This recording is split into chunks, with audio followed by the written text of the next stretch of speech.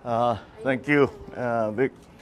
Yes, as Attorney Vic has just said, we have been, of course, following the count.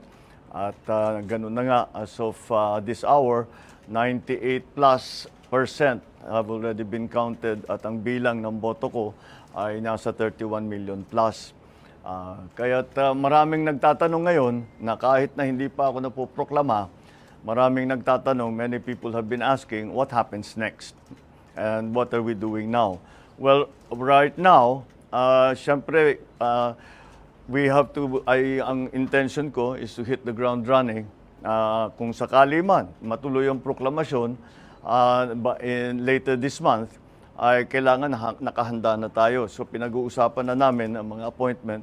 As I'm sure you can imagine, the economic managers are going to be critical for the next several years because of the pandemic and the economic crisis. So that is something that we are looking at very carefully. But it's not only the economic managers, lahat talaga ng positions, not only cabinet positions but even other agencies ay tinitignan na namin lahat. The process that we have established is that I am keeping the organization, our EXECOM, who ran the campaign. Sila talaga yung mga advisor ko. So we are keeping the EXECOM going, the executive committee going. And they will be, syempre, the core group. But ang thinking ko is that each department, we have to talk to the specialists in that discipline or in that sector. For example, if we're going to talk about agriculture, we have to talk to all the best agriculturists, all the best workers in agriculture that we know. Tanong natin, sino kayang pwedeng magaling? The same thing with all the other departments. So there is a core group, and all the other departments are also will also have their own advisors that will advise the I suppose the standing committee and of course myself.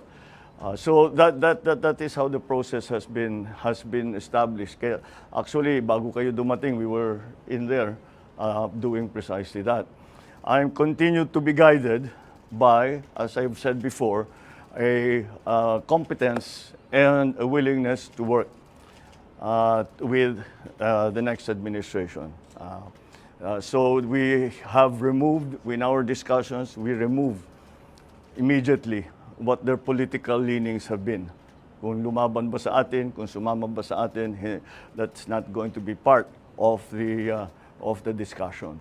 I'm also guided by the critical areas that we talked about during the campaign.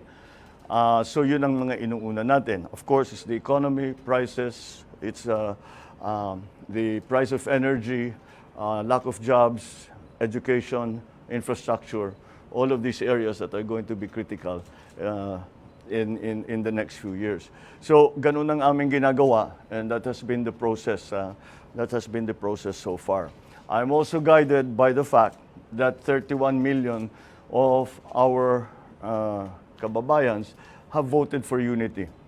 And I am guided by that in the sense that I will continue to work for a government, an administration that gives voice to everyone who wants to help.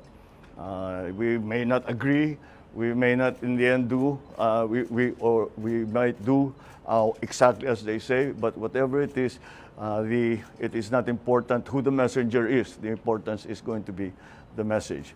In the next few days, I will be talking to you. Baka every day there will be something to announce because marami na talaga kaming ginagawa.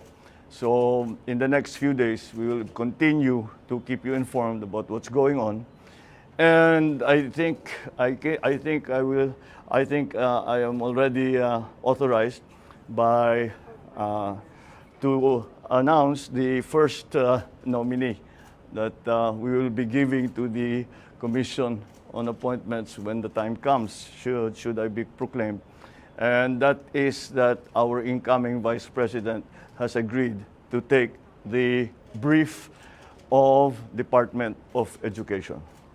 So si Inday Sara, sabi niya, tinanong ko sa kanya kung kaya niya yung trabaho dahil mahirap ang trabaho ng Secretary of Education. Pero nag-agree naman siya at palagay ko kasama na diyan dahil she is a mother and she wants to make sure that her children are well trained and well educated, and that's the best motivation that we can hope for. So that is the first announcement that I can make that has come out of this process. So again, it is 31 million. I know the counting is not over.